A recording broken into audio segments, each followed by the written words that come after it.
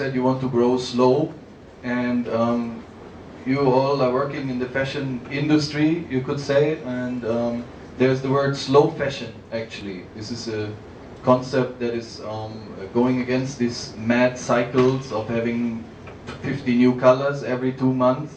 On the one hand, you have companies who are changing their shelves daily. There's one company from Ireland. They check what is going on, like what is selling, what is not selling, and what is not selling is getting out immediately and new stuff is being produced. So the fashion cycles are there. Like now we are going to a fair which is doing the fabrics and colors for autumn 2013. Spring summer 2014 is there.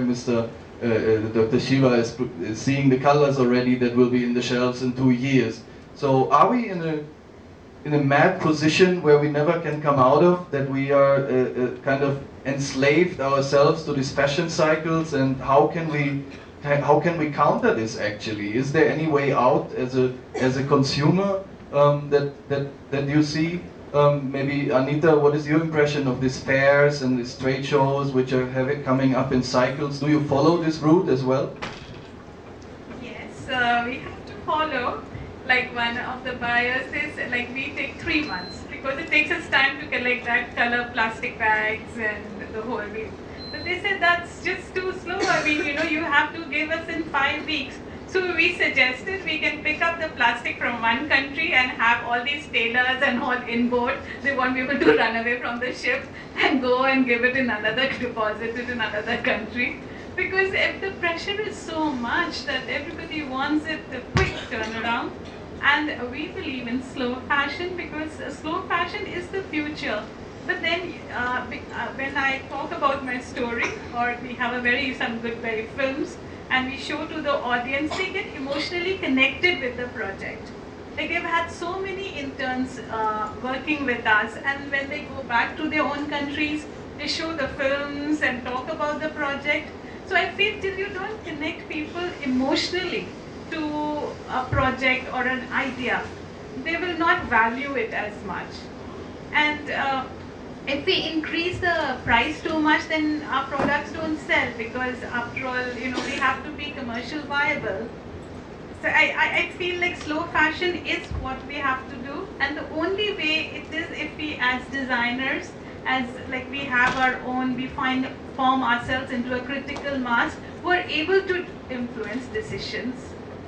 And so the more we get all these brands involved, Bollywood, Hollywood, everybody involved in it, artists, creative people, can we really convince people to go for slow fashion? Otherwise the pressure is, it's really immense to just move fast and go with the color trends, and everything is just too much. Is this an issue also for your students, Dr. Hundecker? Do you speak about these type of things, or they want to work in the industry later on actually, so do they have a chance to say, oh, we maybe have a different path towards this fashion? Or? This is a regular trend, we have to be fast, because nowadays everyone is expecting fast fashion. Like you will see, in Paris also, every second you will see new fashion. But here I would like to involve the designers here. Miss Nivedita Sabu is there and Shasha is there with us. So I think if you, with your permission, if you take their views also, it will be of great help to all of us.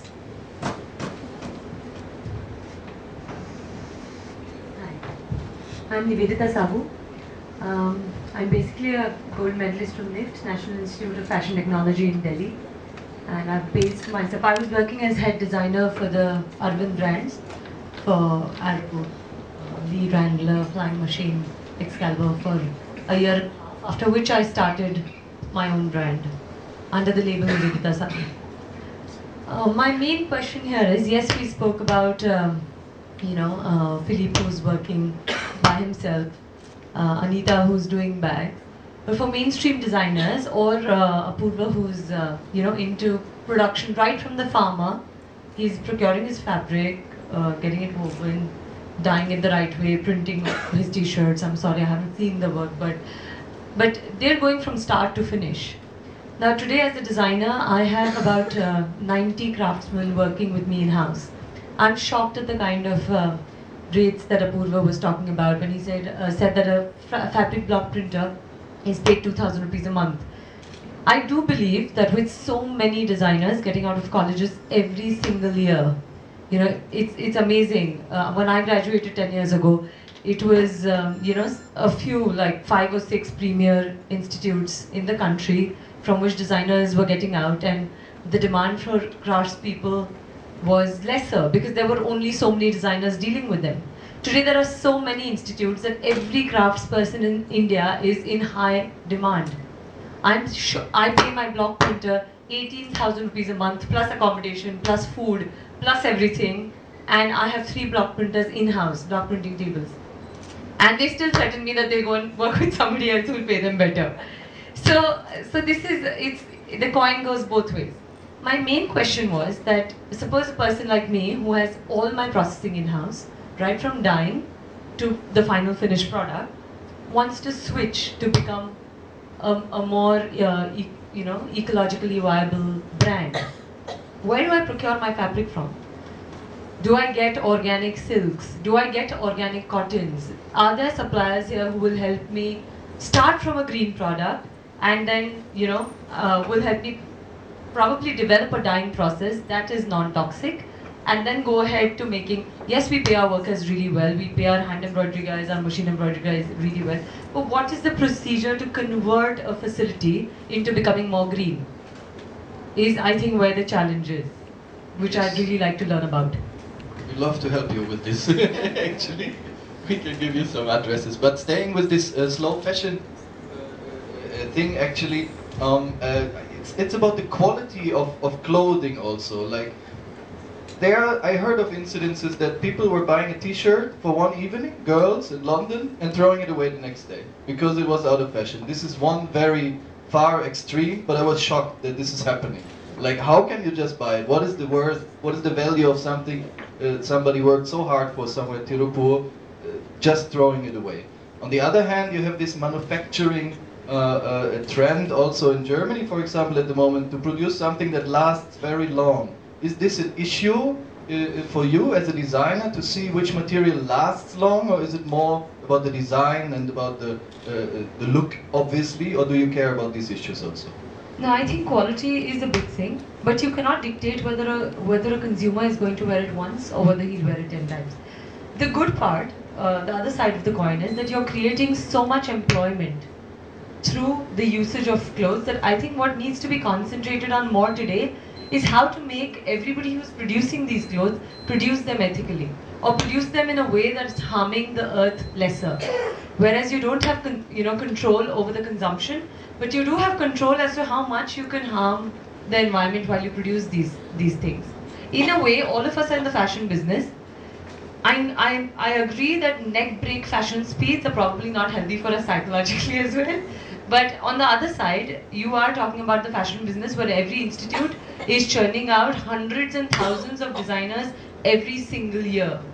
Where are all these people going to get the work if your fashion cycles don't switch every 6 months? If fashion becomes slow, all of us are going to be out of business, honestly. So we should all produce more and buy more. I think you should produce small well. labels, you know? I mean, small labels is definitely, like, I think, a possibility. I mean, when they study fashion and they know how to do clothes and they know how to do the sewing, I mean, they can do their own small boutique, as it was like 50, 60 years ago. And it could be like, again, like a story. I mean, it's a dream about it. But you go in a new city and you look what kind of designers are there. And of course it's going to be the mainstream, the huge production, but I think there is a growing second line of fashion. And I want to push the students to try. I mean, it's not easy to start their own business, but it's possible. And No, in fact, in India, Philippe, it's the other way around. Everybody wants to do their own business. The only thing is they don't want to sit and sew themselves. They imagine doing very large-scale businesses where everybody wants to make the money. So the initiative here for any student is to do really well and reach their ambition, but to do it in the right way. I think that's what's more important for us as people who've been in the industry for a little while. Is that tell the students where to procure their fabric, what to say no to, or even for professionals like us to know that okay, this is not healthy, you know, this is not where we want to go. So let's not buy from this supplier. That itself will kill fashion which is toxic. It'll kill fashion which is using child labor. It'll kill all the bad practices if we stop promoting them from buying from them.